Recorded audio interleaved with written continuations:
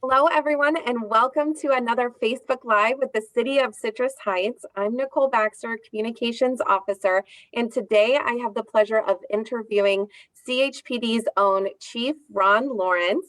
Last week, Chief presented to our City Council the annual stats report for the department, and today we wanted to cover a couple highlights and take questions from the community. So, Chief, thanks so much for joining me today. Well, it's a pleasure, Nicole. Thanks for having me on. Of course. So I feel like we have to frame up the awesome stats you're about to report by just taking a step back to talk about what a crazy year 2020 was for our residents, but specifically for our police department. Would you walk us through some of the challenges your men and women in blue faced last year and, kind of talk to us about the journey of 2020? Sure. Well, I'll start by saying how proud I am of the police department, the men and women who serve this community. Despite the challenges that we're faced, we continued to provide public safety to our citizens and provide a service that was really phenomenal. We had to, of course, protect our staff from the virus and protect our community from the virus while educating everybody about the dangers and hazards. And if you take yourself back to a year ago, it was pretty frightening. Nobody knew what it was all about. We were all still kind of learning. This extreme thing came on us quickly. But despite that, we still responded to 911 calls. We were still out there enforcing the law. We were still keeping our community safe and doing so in a safe manner on top of the dangers of police work in general. So I'm proud of the men and women and how we've responded to this thing. I will tell you that our police department acted quickly in conjunction with the city of Citrus Heights in procuring about 14,000 masks that we were able to give away to local businesses. That was a pretty phenomenal feat because it was a lot of masks to give out to our businesses so that they could keep their employees and customers safe while still trying to remain open.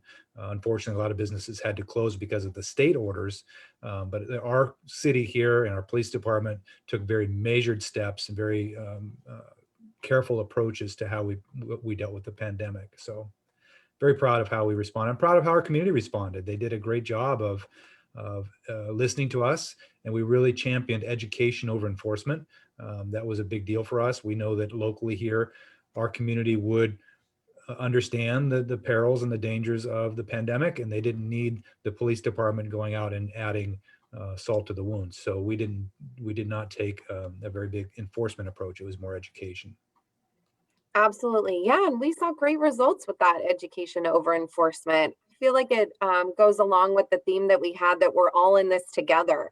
So obviously there was the pandemic. I mean, it does not feel like a full year ago that you and I were sitting in your office talking about the 2019 annual report. And here we are a year later. You guys have faced so much. And, as a city, we're just so lucky to have awesome services that you provide to the community above and beyond. I know that you also helped with wildfires. The PD stood strong for our community during civil unrest. Did you want to talk to any of those points before we dive in? Sure. In California, we have a thing called mutual aid. And what that means is if another jurisdiction has an emergency and their local resources are not enough to handle that emergency, then they can call outside agencies to come assist. It's called mutual aid. And so Citrus Heights Police Department has often, every year, we've responded to mutual aid requests from outside agencies, whether it's local in our own county in Sacramento, within our Sacramento Valley region, or even anywhere throughout the state of California. And this season, much like other summers in California, we responded to a few different wildfires in California, primarily up north. And we were able to help with evacuations, with traffic control, with security of communities to prevent looting and so forth. So I'm proud of our officers that have went to those mutual aids. Our dispatchers often go to help other 911 centers in those emergencies, whether it's a fire or an earthquake or what have you. And this summer we had several fires. Our animal control officers are often summoned to help jurisdictions to corral loose animals and make sure we keep our pets and animals safe. And we also had some civil unrest in our region here, mostly in downtown Sacramento. We responded to several mutual aids to help Sacramento Police Department, the California Highway Patrol, the Sheriff's Office with things that were going on downtown. And I'm proud to say that our community here was very supportive of local police. So we didn't have civil unrest here. We had a few protests, but they were peaceful and they were lawful, and that's a good thing to see. So we were able to go really help other agencies with their civil unrest. And fortunately here locally, we didn't have any vandalism or structural damage because of those types of civil unrest issues. And I'm proud of our community for the way we performed in that last summer. Yeah, man. Thank you guys for going above and beyond. If you're just joining us, we're here live on the City of Citrus Heights Facebook page interviewing our police chief, Ron Lawrence. He was just covering what a crazy, unprecedented year our police department had in 2020. And now I think we're ready to dive into some highlights from your annual report. Chief, you presented this report in its totality to council just last week on Thursday. And as I understand it, the full report is up online on the police department's website. We will drop that link into the comments section. Also, if you have questions about the annual report and you'd like to ask those, my colleague Haley Reed is monitoring our comment section. So we will take questions at the end. But diving in here, I know it's hard to pick. There were a lot of highlights from the report, but to kick us off, you wanted to talk about the UCR stats for 2020. Want to walk us through what these numbers mean? Yes, and this is a busy slide, so I won't go over everything here, but UCR is a unified crime reporting system, and it's all of the crime stats that we submit to the Department of Justice, the federal Department of Justice, like the FBI, every year. And every law enforcement agency in the United States presents these UCR stats. There's only 8 of them: homicide, rape, robbery, and aggravated assault. Those 4 cover the person's crimes or violent crimes. And then burglary, larceny, motor vehicle theft, and arson, which cover the property crimes. And larceny is a fancy way of saying theft. So those are the 8 crimes we submit our crime stats to. These are called Part 1 crimes to Department of Justice. There are also Part 2 crimes, which are not reported to the Department of Justice, which are lesser than these 8 types of crimes. Things like vandalism or simple assault, possession of narcotics, for example, are not part of the Part 1 crimes. But if just comparing our Part 1 crimes from 2019 to 2020, I'll call your attention to that yellow bar there that says persons crimes total. We had 284 person crimes in Citrus Heights in 2020. That's 29 fewer than the year before in 2019, which we had 313. Going down to the second yellow line there, it says property crimes totals. You'll see we had 2,139 property crimes in Citrus Heights, which was 117 fewer property crimes in Citrus Heights than the year prior. So in totality, we had 146 fewer victims in our city last year compared to the year before. Now, I'll preface this by saying 2020 is an outlier. It was a unique year in many circumstances. Everybody knows that. It impacted everybody in very weird ways. And it impacted crime trends, frankly. And I want to touch on that just a little bit. So along the bottom there of this slide, you'll see some percentages. And you can note that residential burglaries last year in 2020 were down by 31% compared to the year before. Well, in analyzing this, and we analyze our crime stats on a weekly basis so that we know how to deploy our resources every day in our city, how best to combat crime and traffic collisions. And you can tell, residential burglaries were down quite a bit. And that's because of the pandemic. People were home. The stay-at-home order was impacted. We had people at home through the spring and the summer months largely. And so therefore, there were fewer crimes of opportunities at residences because people were home. Now you can see there, though, commercial burglaries, on the other hand, were up by 18% last year. And that's by and large because during the pandemic, we had a lot of local businesses that were closed because of the state orders. So we had businesses that were closed, and those became crimes of opportunities for burglars that would break into businesses that were not occupied. There was no foot traffic. Nobody was around in the parking lot. So they became easy targets. We had fewer vehicle burglaries. Those were down 11%. And that's simply because we had fewer people parking in business parking lots. There was fewer strip malls with cars. Nobody was at the workout gyms leaving their cars vacant for opportunities to be broken into. So we saw a decrease in vehicle burglaries. Likewise, shoplifting was down 17%. And that's simply because there were fewer shoppers. People weren't shopping. They were staying at home order.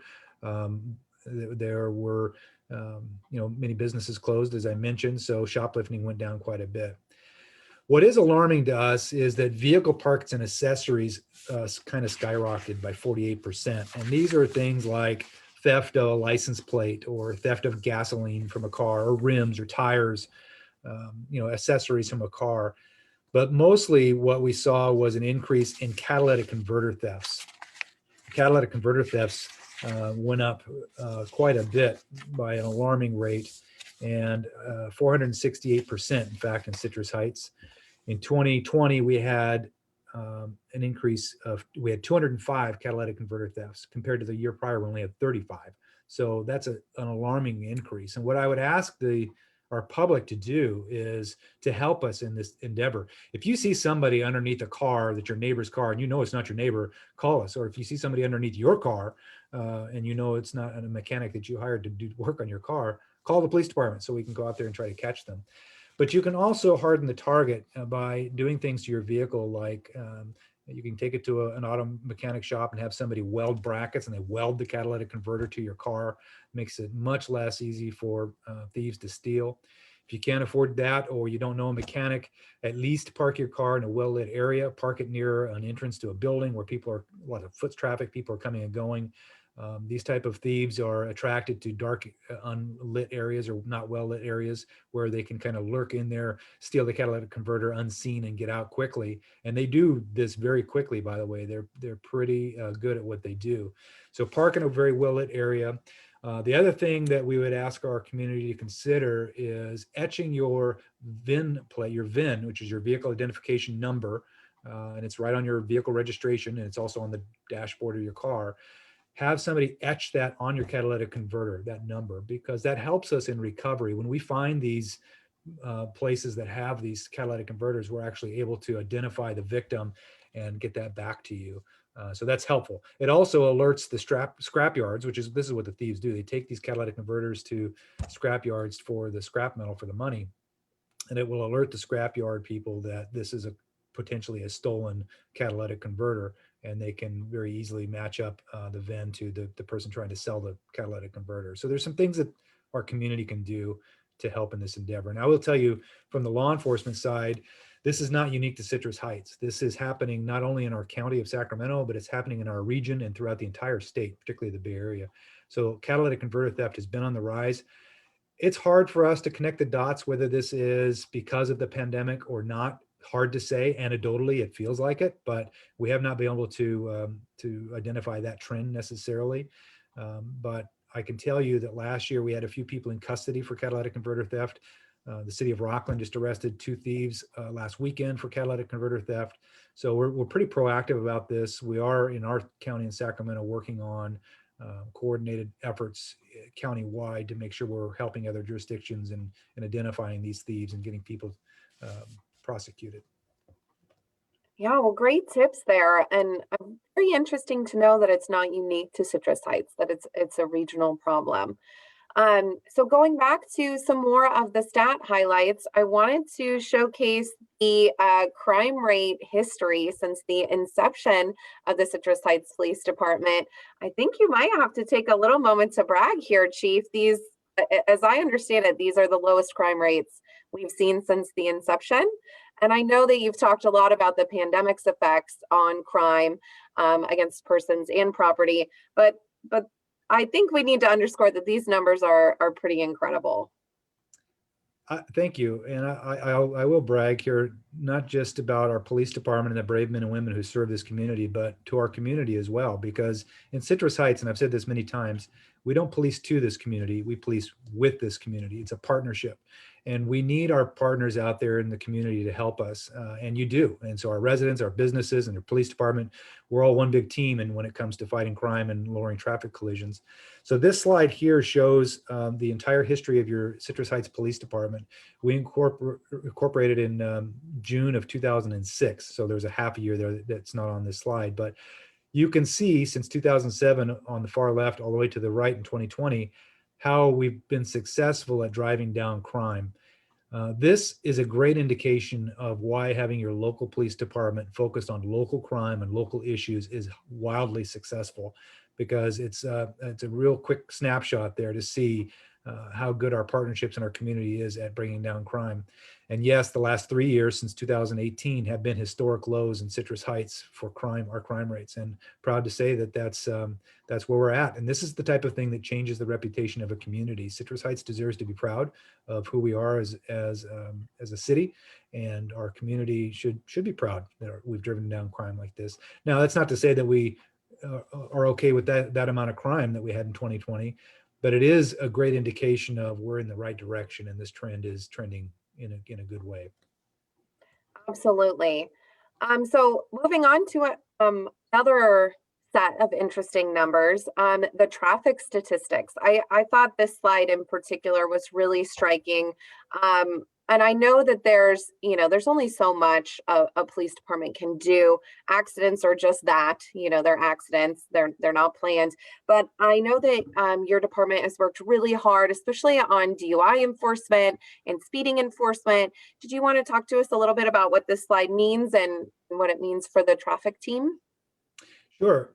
Again, 2020 was an outlier. I mean, I don't know. Anecdotally, people, during the spring and summer, there were much, much fewer traffic on the roadway because of the stay-at-home order. But then when that started to ease up towards the fall and people were starting to drive around again, there was some crazy driving going on. And I think most people that were out there will attest to the fact that there was not a lot of adherence to laws out there on the freeways and our city surface streets. But you can see there, this what we tally here is a 5-year tally from 2016 through 2020. And I'll just focus on the 2019 versus 2020 difference right about in the middle of that slide. And fatalities, as tragic as those are, and our hearts go out to the victims of those fatal traffic collisions. We had 3 in 2020. We had 0 in 2019. But if you look at 2018, 2017, 2016, we had 3, 4, and 5 respectively. So for a city of our size, just less than 90,000 people, with our amount of traffic on our roadways, our arterial streets, our surface streets, 3 is a relatively low number. And that's as a result of us out there with traffic enforcement. And we absolutely want to get that to 0. And that will be our focus moving forward to next year, is much more traffic enforcement, traffic safety, and traffic education. You can see there, the top right, we issued over 11,000 traffic related citation in 2020, despite the pandemic. But moreover, we've always had a big focus on DUI enforcement in Citrus Heights. Last year, we arrested 291 DUIs.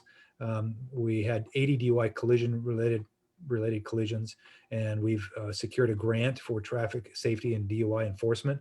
We handled over 75 checkpoints and saturation patrols specific to DUI last year. So it's a big focus for us. You can see there in the middle of the screen as well, the injuries, collisions. We had 55 fewer injury collisions and 7 fewer property damage collisions, for a total of 59 fewer crashes last year. It was down 8% from 2019. So more work to do here, in particular in the area of fatal traffic collisions. But what we really focus on is, again, education, getting our motorists to be aware of the traffic laws, DUI enforcement, and then, of course, enforcement. Absolutely. Then moving on, I know that in your report to council last week, you had a lot of numbers related to field operations and the awesome dispatch team that we have here in Citrus Heights. But these in particular, these numbers, they struck me. This is huge volume of calls and calls for service. Could you walk us through if 2020 was up compared to 2019, and maybe what a call for service is and what it looks like for our dispatch team? Yeah, the calls for service and our total field incidents were about the same as the year prior. And if you look at that top left there, 46,341 calls for service. That's how many times somebody picked up the phone and asked the police department for some type of assistance on a crime. You see and we actually responded. There's actually much more calls than that, but those were actually service calls where we responded to a crime or an incident to deal with it. In totality, when you put that together with our officer initiated activity, all of our animal control, our code enforcement, we handled almost 75,000 total incidents last year. That's in 1 year here in Citrus Heights.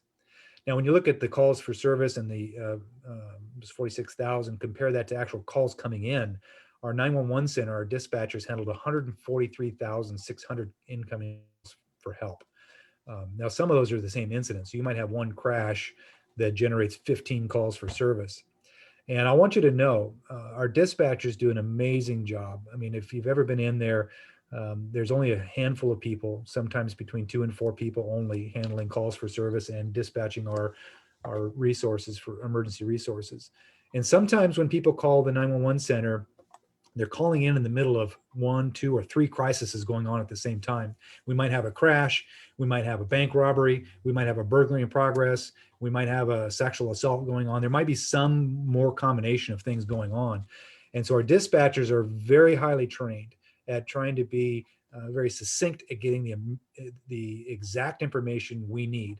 And so when somebody calls into dispatch, I want them to know just a few things. Number one, the dispatcher's asking you specific questions for a very good reason. We need to know about weapons. We need to know about a description. We need to know about license plates. We need to know about direction of travel.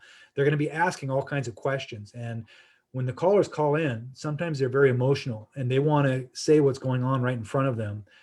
But what the dispatcher is trained to do is to get very articulate and specific information to our police officers and our firefighters so that we know exactly how quickly and how best to respond to that call. So even though the dispatcher is asking questions in that frantic moment, our callers need to understand that the best thing they can do is, as calmly as possible, answer the questions, and so that our dispatchers can get the right resources to the call. And the other thing too is if somebody's calling in and they feel like the dispatcher was somewhat short with them, that's probably because they're managing a whole bunch of other 911 calls at the same time, and they may already have the information. For example, if someone sees a crash, they call in the 911 center, that dispatcher may already have all the information we need about that crash because they just handled 12 other calls about that crash. And so they're going to very quickly try to thank the caller, but they're trying to get you off the phone quickly so that the dispatch can get on to the next 911 call. You can see there, we handled almost, 57,500 911 calls came into our 911 center.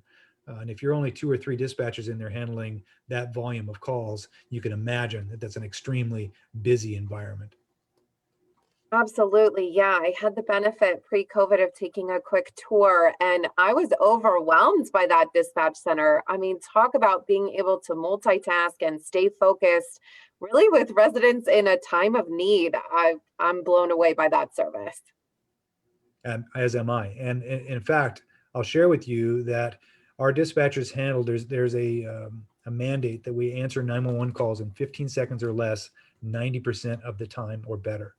That's a industry standard. Our dispatchers answer 911 calls in 15 seconds or less 97.12% of the time. So we're way above the industry standard, and they do a great job at managing that center. Wow, that is awesome.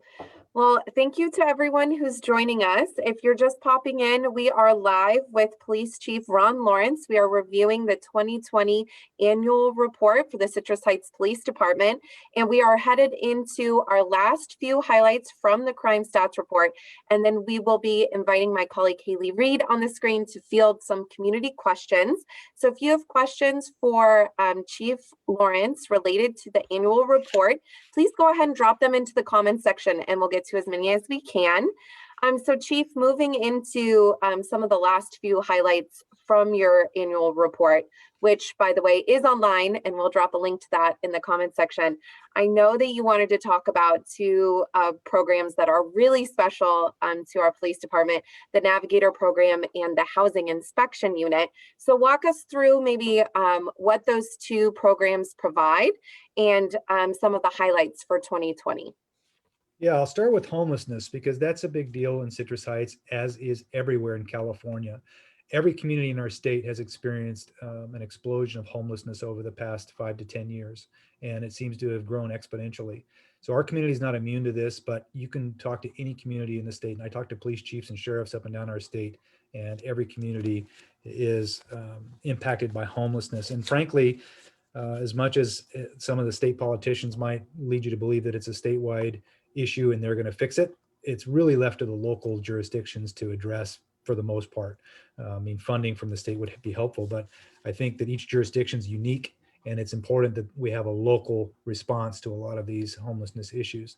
Now, I'll start by saying homelessness is not a crime.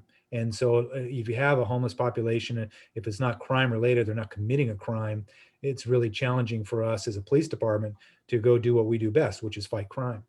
So we don't approach it that way. We approach it with our navigator. We approach it in a way that we want to reach out to them and get them the help that they need. And our navigator is specifically trained to do just that. And last year, she housed 106 homeless persons from Citrus Heights. 106. Now, we only estimate about 200 homeless people in the city of Citrus Heights, between 250. And we do a head count, a homeless count every April. We didn't last year because of the pandemic, but typically our numbers are less than 200. Countywide in Sacramento County, there's they estimate some 3,900 unsheltered homeless folks, with another couple of thousand that are sheltered from time to time, but about 3,900 unsheltered. And we here in Citrus Heights have about somewhere less than 200. So we approach this navigator with trying to get them help. And of course, we're dealing with folks who are down on their luck, and we're successful in getting them into some transitional housing. Hopefully that transitions into some long-term housing. We get them some job skills and get them back on their feet. The navigator also assisted 43 of them in getting their ID cards, 43 bus passes, and we helped 4 veterans last year in calendar year 2020. But there's also things out there that cause us some other extra challenges. Mental illness is prevalent amongst the homeless population, as is drug addiction. And so that's why we have our mental health professional, our MCST, our mental health crisis support team.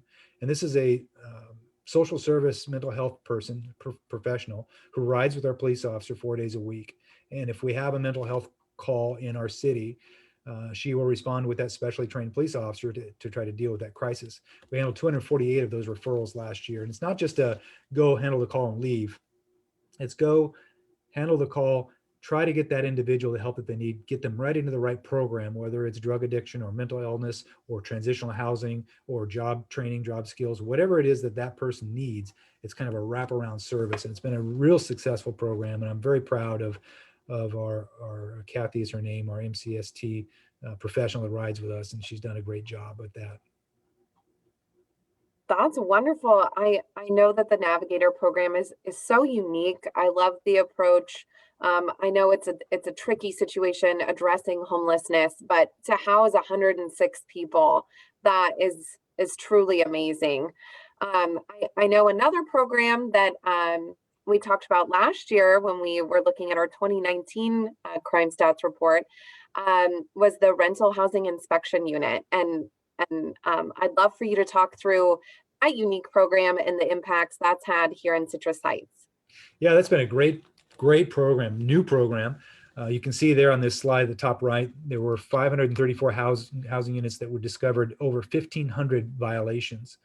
And why this is important is because you've got landlord-tenant relationships in these rental housing units. It could be a rental house, could be an apartment complex, but some of the tenants there, English is not their first language, and so they struggle sometimes with communicating to the landlord what the issues are. Some of them are intimidated to approach the landlord. Some of them don't know who the landlord is, so they don't know where to start. And so our rental housing inspection unit has really done remarkable work at helping those tenants get the help that they need, whether it's mold, whether it's dilapidated decking or roof, whether it's leaks in the house, whatever it might be.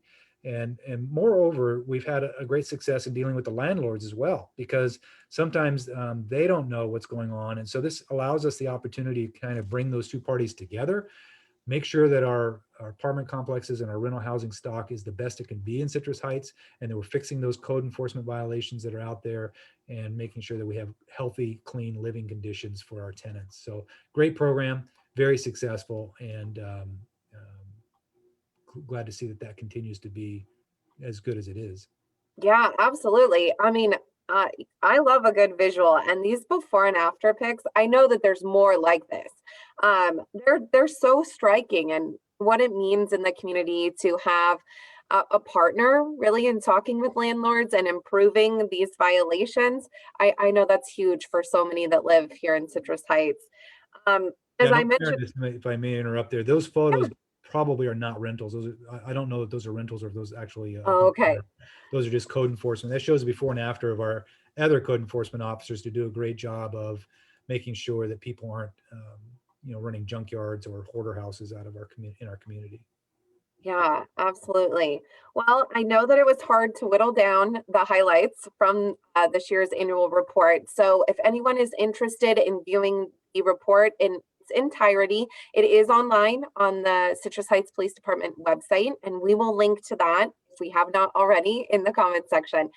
Now I'd like to invite my colleague Haley Reed on. I know we had a couple of community questions come in early when we were promoting this interview, Chief. So I'd love to open it up. And if anyone has questions who's watching live about the annual report, please drop them into the comment section. Thank you, Nicole. So Chief, earlier you mentioned that catalytic converter thefts are up in the region. I just wanted to know, what can we do to protect our property? Yeah, well, we do what's called CPTED, crime prevention through environmental design. That's something we offer here at the police department. And if someone is a homeowner, a property owner, or a business owner, we do these assessments that we'll go out and look at their property through the lens of crime prevention. And we want to make sure that they're able to harden the target, if you will, cutting back shrubs, making your area very well lit, making it unattractive for thieves, frankly. And so I'd invite people to do that. This year, we just did a city council strategic planning session yesterday. One of the goals that came out of the police department is to have that information posted electronically, which I'll be working with Nicole to get that stuff online here for our community to read about. But really taking a look at your property and seeing what invites thieves, and not just catalytic converters, but frankly, burglars, people that might be wanting to do any type of crime. And so we want to make sure that we make your property as unattractive to that criminal element as possible. As far as the catalytic converter, I mentioned a few earlier, welding your catalytic converter to your car or having somebody do that for you. We will be putting on a converter etching program here later this year to etch your VIN number onto your catalytic converter. We often work with Pastors Auto Care here in Citrus Heights or a few other local businesses to do that. They offer that service for free. And it's a nice way for us to be able to kind of locate victims' catalytic converters if they do get stolen. But more than anything else too, if you see somebody suspicious, I said this earlier, and I say it halfway joking, but I'm really not. If you see someone suspicious that's underneath your neighbor's car and you know it's not your neighbor, call the police, or at least call your neighbor, because these thieves get under your car, they'll steal the catalytic converter, and they do it in just a matter of a few seconds or a few minutes, and they're very quick about it. Yeah, great advice. Thank you, Chief. And then I know we've mentioned a couple times, but where can I go to view the full annual report? We're going to have it on our website here if it's not up already, and we'd encourage you to visit the Citrus Heights Police Department website. It will be on there in its entirety, which is far more robust than we covered today. And I also think that we'll put it out in our link in our social media, so including Facebook, and we're going to put it out on Nextdoor as well for our local residents. Great, thank you. And I know you've touched on this a little bit. So what has Citrus Heights Police Department's role been in the COVID-19 public health orders? Where do you report health order violations or any of that information? Well, we worked very closely with our allied partners very early on. I mean, the police chiefs in Sacramento County and our sheriff, the CHP, we all immediately got together and had a coordinated effort to the pandemic. We wanted to make sure that we were consistent. I didn't want one of our residents leaving Citrus Heights and going to Folsom and having a different set of rules for that community versus our community. So in Sacramento County, at least, and actually in our region too, because we work with Placer County as well. And we wanted to make sure that there was some level of consistency. And I'll say that in the Sacramento region, we were very consistent. In this region in particular, we really pushed education over enforcement. We educated. We asked for voluntary compliance, and I'm proud to say we, for the most part, got it.